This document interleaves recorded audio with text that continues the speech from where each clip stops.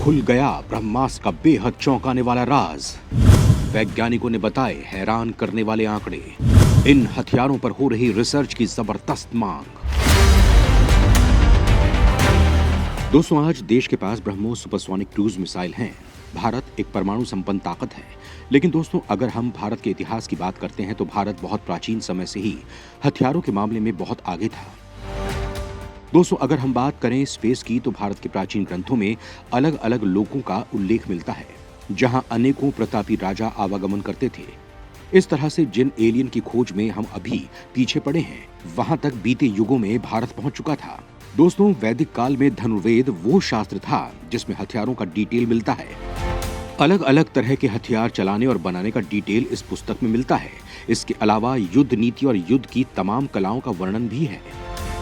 महाभारत युद्ध में महाराज युधिष्ठिर को बंदी बनाने के लिए आचार्य द्रोण ने चक्रव्यूह बनाया था और सुभद्रा पुत्र अभिमन्यु उस चक्रव्यूह में वीरगति को प्राप्त हुए थे। धनुर्वेद में इस तरह के अनेक युद्ध कलाओं का वर्णन है। ऋषि भारद्वाज ने धनुर्वेद की रचना की थी, लेकिन दुर्भाग्य से आज हमारा देश इतना महान ग्रंथों को देखना भी जरूरी नहीं समझता है। दोस्तों, रामायण और महाभारत काल में जिन हथियारों और तकनीक का डिटेल मिलता है, इनके बारे में सोचकर ही रूह कांप जाती है कि वो युद्ध कितने भयंकर हुए होंगे। दोस्तों, इन हथियारों के बीच एक ब्रह्मास्त्र भी था जिसे सबसे खतरनाक माना जाता है। जब इसके बारे में रिसर्च की जाती है तो पता चलता है कि ये हथियार आज के घातक परमाणु हथियारों की ही तरह थे, जिनके प्रयोग पर प्रतिबंध था। इसका प्रभाव बहुत भयंकर था। दोस्तों, सवाल उठता है कि आखिर इस ब्रह्मास्त्र की शक्ति कितनी थी, ये कितना घातक था। इस बारे में क्या कहते हैं एक्सपर्ट्स और शास्त्र। तो दोस्तों, इस बारे में जानने के लिए आप ये पूरा वीडियो देखिए। भारत की प्राचीन शक्तियों के बारे में जानकर आप हैरान रह जाएंगे। प्राचीन ग्रंथों में छिपा है न्यूक्लियर वेपन का फॉर्मूला। वैदिक काल में खतरनाक हथियारों का मिलता है उल्लेख। दोस्तों, ब्रह्मास्त्र एक परमाणु हथियार है जिसे दैवीय हथियार कहा गया है। माना जाता है कि ये अचूक और सबसे भयंकर अस्त्र है। ये अस्त्र मंत्र से संचालित होता था। ब्रह्मास्त्र कई प्रकार के होते थे, छोटे, बड़े और व्यापक रूप से संहारक, इच्छित, रासायनिक, दिव्य तथा मांत्रिक अस्त्र आदि। माना जाता है कि दो ब्रह्मास्त्रों के आपस में टकराने से प्रलय की स्थिति उत्पन्न हो जाती है। इससे समस्त पृथ्वी के समाप्त होने का डर रहता है। महाभारत में सैप्तिक पर्व के अध्याय 13 से 15 तक ब्रह्मास्त्र के परिणाम दिए गए हैं। महर्षि वेदव्यास लिखते हैं कि जहां ब्रह्मास्त्र छोड़ा जाता है वहां 12 वर्षों तक जीव जंतु, पेड़ पौधे आदि की उत्पत्ति नहीं हो पाती है। महाभारत में उल्लेख मिलता है कि ब्रह्मास्त्र के कारण गांव में रहने वाले स्त्रियों के गर्भ मारे गए। गौरतलब है कि हिरोशिमा में रेडिएशन फॉल आउट होने के कारण गर्भ मारे गए थे और उस इलाके में 12 वर्ष तक अकाल रहा। प्रत्येक शस्त्र पर भिन्न भिन्न देव या देवी का अधिकार होता है और मंत्र, तंत्र और यंत्र के द्वारा उसका संचालन होता है। ब्रह्मास्त्र अचूक अस्त्र है जो शत्रु का नाश करके ही छोड़ता है। इसका प्रतिकार दूसरे ब्रह्मास्त्र से ही हो सकता है, अन्यथा नहीं। इसकी ताकत की परिकल्पना पर ब्रह्मोस जैसी क्रूज मिसाइल बनी है। दरअसल प्राचीन काल में पुराणों में 5 सबसे खतरनाक हथियार बताए गए हैं। पहले नंबर पर ब्रह्मास्त्र, नारायणास्त्र, पाशुपतास्त्र, वज्र और सुदर्शन चक्र। ब्रह्मास्त्र को आप आज के ब्रह्मोस मिसाइल की तरह मान लीजिए। अगर ये चल गया तो इसे रोकना नामुमकिन था और ये दुश्मन के खेमे में तबाही ला देता था। पुराणों के अनुसार भगवान ब्रह्मा ने राक्षसों को मारने के लिए इस हथियार का निर्माण किया था।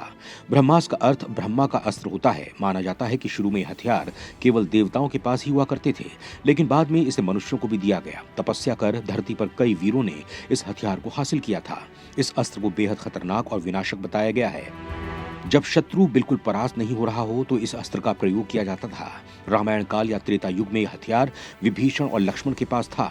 वहीं द्वापर युग में यानी महाभारत काल में हथियार आचार्य द्रोणाचार्य, अश्वत्थामा, कृष्ण, कुवलाश्व, कर्ण और अर्जुन के पास था। कई शोध में ब्रह्मास्त्र को आज के परमाणु बम के बराबर कहा गया है, हालांकि इसकी कोई पुष्टि नहीं हुई है।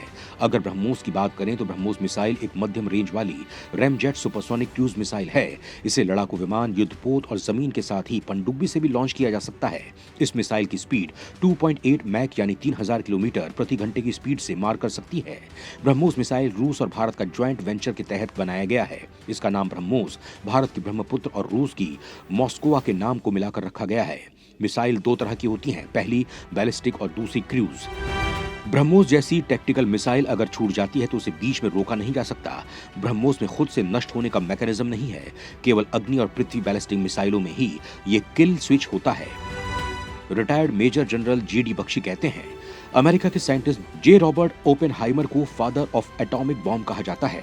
ओपेनहाइमर और उनकी टीम ने 1945 के आसपास एक रिसर्च की थी जिसे ट्रिनिटी रिसर्च के नाम से जाना जाता है। ट्रिनिटी रिसर्च में महाभारत और गीता के फैक्ट चेक किए गए थे। इस रिसर्च का निष्कर्ष ये था कि महाभारत के समय परमाणु बम जैसी किसी शक्ति का इस्तेमाल हुआ था। संभवतः यह ब्रह्मास्त्र या ऐसा ही कोई विध्वंसक हथियार था। ब्रह्मास्त्र का जैसा डिस्क्रिप्शन महाभारत में है, ठीक वैसा ही असर परमाणु बम का भी होता है। दोस्तों, महाभारत के सौप्तिक पर्व में अध्याय 13, 14 और 15 में ब्रह्मास्त्र के बारे में लिखा है। अश्वत्थामा ने पांडवों को खत्म करने के लिए ब्रह्मास्त्र को एक्टिव कर लिया था। उस समय चारों ओर आग लग गई थी। ऐसा लग रहा था जैसे आग पूरी दुनिया को जला ही देगी। अश्वत्थामा के ब्रह्मास्त्र को रोकने के लिए अर्जुन ने भी ब्रह्मास्त्र छोड़ दिया। अब दोनों ब्रह्मास्त्रों से आग की बड़ी बड़ी लपटें निकल रही थीं। आकाश से बड़ी बड़ी उल्काएं टूटकर धरती पर गिर रही थीं। आकाश में भी आग दिखाई दे रही थी। पर्वत, पेड़ पौधों के साथ धरती भी हिल रही थी। अर्जुन अश्वत्थामा के ब्रह्मास्त्र आमने सामने आ गए तो नारद मुनि और वेद व्यास वहां प्रकट हो गए और दोनों दिव्यास्त्रों के बीच में खड़े हो गए। कोई भी अस्त्र शस्त्र नारद मुनि और वेद व्यास को पार करके आगे नहीं जा सकता था। इन दोनों की वजह से ब्रह्मास्त्र आपस में टकरा नहीं पा रहे थे। उन्होंने अर्जुन और अश्वत्थामा को समझाया कि अगर ये दोनों ब्रह्मास्त्र टकरा गए तो पूरा संसार तबाह हो जाएगा। आज से पहले किसी ने भी इस तरह ब्रह्मास्त्र का इस्तेमाल नहीं किया है। आप दोनों ही इन्हें तुरंत वापस ले लें। अर्जुन ने तो अपना ब्रह्मास्त्र वापस ले लिया, लेकिन अश्वत्थामा ये विद्या नहीं जानता था। उसने ब्रह्मास्त्र उत्तरा के गर्भ पर छोड़ दिया। श्री कृष्ण ने अपनी माया से उस ब्रह्मास्त्र से उत्तरा के शिशु को बचा लिया था। बाद में इस बच्चे का नाम परीक्षित रखा गया। दोस्तों, सवाल ये भी उठता है कि जब महाभारत के समय तक देश में उतने खतरनाक हथियार थे तो उसके बाद वो कहाँ गए? उन युद्ध तकनीकियों का क्या हुआ? तो दोस्तों, इस बारे में जानने के लिए वीडियो को आगे देखिए। ब्रह्मास्त्र के अलावा और भी थे भयानक हथियार। भगवान कृष्ण ने युद्ध के बाद करवा दिया था नष्ट। दोस्तों, भगवान श्री कृष्ण संसार में शांति स्थापित करना चाहते थे। जब युद्धों में दुष्टों का नाश हो गया तो उन्होंने इन घातक हथियारों को नष्ट करवा दिया जिससे मानव सभ्यता को कोई नुकसान ना हो सके। दोस्तों, लंका युद्ध के समय लक्ष्मण ब्रह्मास्त्र चलाना चाहते थे। उस समय श्री राम ने लक्ष्मण को मना कर दिया था। श्री राम ने कहा था कि अभी ब्रह्मास्त्र का इस्तेमाल करना सही नहीं है। इसके उपयोग से पूरी लंका ही नष्ट हो जाएगी। राम रावण युद्ध में मेघनाथ ने लक्ष्मण पर ब्रह्मास्त्र छोड़ दिया था। लक्ष्मण शेषनाग के अवतार थे, इस वजह से उन्होंने ब्रह्मास्त्र का सम्मान किया और उसका जवाब नहीं दिया। भगवान का अवतार होने की वजह से ब्रह्मास्त्र से लक्ष्मण जी की मृत्यु नहीं हुई थी, वो सिर्फ बेहोश हुए थे। मेघनाथ ने हनुमान जी पर भी ब्रह्मास्त्र का उपयोग किया था। उस समय हनुमान जी ने सोचा कि अगर ब्रह्मास्त्र का सम्मान नहीं किया तो ब्रह्मा जी का अपमान हो जाएगा। उन्होंने ब्रह्मास्त्र को रोका नहीं और उसके लगते ही वो बेहोश हो गए। विश्वामित्र वशिष्ठ मुनि को पसंद नहीं करते थे। एक दिन विश्वामित्र वशिष्ठ मुनि की नंदिनी गाय लेने पहुंचे। जब वशिष्ठ जी ने गाय देने से मना कर दिया तो गुस्सा होकर विश्वामित्र ने ब्रह्मास्त्र छोड़ दिया था। वशिष्ठ मुनि ब्रह्म ऋषि थे, इसीलिए उनके सम्मान में ब्रह्मास्त्र बेअसर हो गया और लौट गया। दोनों सिंधु घाटी सभ्यता, मोहनजोदाड़ो, हड़प्पा आदि में हुए अनुसंधान से ऐसे कई नगर मिले हैं जो लगभग 5000 से 7000 ईसा पूर्व अस्तित्व में थे। इन नगरों में मिले नरकंकालों की स्थिति से ज्ञात होता है कि मानो इन्हें किसी अकस्मात प्रहार से मारा गया है। इसके भी सबूत मिले हैं कि यहाँ किसी काल में भयंकर ऊष्मा उत्पन्न हुई थी। इन नरकंकालों का अध्ययन करने से पता चला है कि इन पर रेडिएशन का असर भी था। दूसरी ओर शोधकर्ता के अनुसार राजस्थान में जोधपुर के पश्चिम दिशा में लगभग 10 मील की दूरी पर 3 वर्ग मील का एक ऐसा क्षेत्र है जहां पर रेडियो एक्टिविटी की राख की मोटी परत जमी हुई है।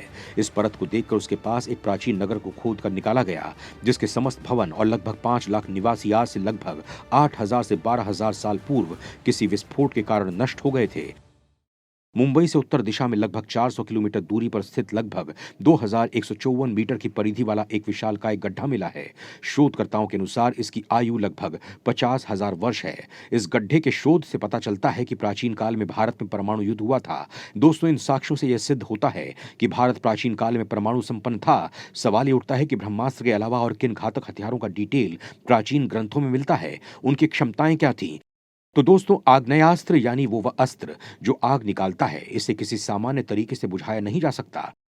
वरुणास्त्र यानी वो अस्त्र जो भारी मात्रा में पानी फेंकता हो। आमतौर पर इस हथियार का उपयोग आग्नेयास्त्र को रोकने के लिए किया जाता था। नागास्त्र ऐसा अस्त्र था जो सांप फेंकता था। इसके चलने से मौत तय मानी जाती थी। नाग पाशास्त्र चलाकर दुश्मन के हथियारों को जहरीले सांपों से बांध दिया जाता था। इसे किसी अन्य अस्त्र से खत्म नहीं किया जा सकता था। असल में ये उस समय का एक बायोलॉजिकल हथियार था जो एक झटके में पूरी सेना को बेहोश करने या मार डालने के लिए उपयोग होता था। नारायणास्त्र सबसे ताकतवर अस्त्रों में से एक, किसी को भी कहीं भी खत्म करने की क्षमता, इसे कोई रोक नहीं सकता था, न ही खत्म किया जा सकता था। इसे रोकने का एकमात्र तरीका है, इसके आगे पूरी तरह से हार मान लो, सरेंडर कर दो। महाभारत के युद्ध में 16वें दिन अश्वत्थामा ने इसे चला दिया था। तब कृष्णा ने पांडवों को सारे हथियार डालकर सरेंडर करने को कह दिया था। भार्गवास्त्र यानी वो अस्त्र जिसे परशुराम ने कर्ण को दिया था, इसने एक ही झटके में पांडवों की एक अक्षयहिणी सेना को खत्म कर दिया था। ये इंद्रास्त्र से ज्यादा ताकतवर अस्त्र माना जाता है। ये पूरे ग्रह को नष्ट कर सकता है अगर इसे रोका ना जाए। इसे चलाने वाला ही इसे रोक सकता है। पाशुपतास्त्र सबसे खतरनाक अस्त्रों में से एक माना गया है। यह अपने टारगेट को पूरी तरह से नष्ट कर देता है, चाहे टारगेट कितना ही ताकतवर क्यों ना हो। यह अस्त्र चलता है तो इसके साथ कई दानव, आत्माएं, प्रेत आदि भी चलने लगते हैं। हर बार जब ये अस्त्र मंत्रों द्वारा बुलाया जाता है तब इसका सिर बदल जाता है, यानी इसका अगला हिस्सा। इसके बाद है ब्रह्मशिरास्त्र, यानी वो अस्त्र जो ब्रह्मास्त्र से 4 गुना ज्यादा ताकतवर है। ऐसा माना जाता है कि इसी अस्त्र से ब्रह्मास्त्र का जन्म हुआ है। तो दोस्तों, कभी जरूरत नहीं होने पर इन्हें नष्ट करवा दिया गया था, लेकिन आज फिर से दुनिया इन्हीं हथियारों की दौड़ में शामिल हो गई है। लेकिन एक बात ये भी गौर करने वाली है कि जिस मामले में कभी हमारे आगे कोई नहीं टिकता था, आज उसके लिए हम पश्चिम का मुंह देखते हैं। हमें यह भी सोचना होगा कि हमारी इस हालत का जिम्मेदार कहीं उस एजुकेशन सिस्टम को ठुकराना तो नहीं है जिससे पढ़कर राम, कृष्ण, भीष्म, अर्जुन, भीम, कर्ण जैसे योद्धा तैयार हुए थे। दोस्तों, इस बारे में आप अपना सुझाव जरूर दें।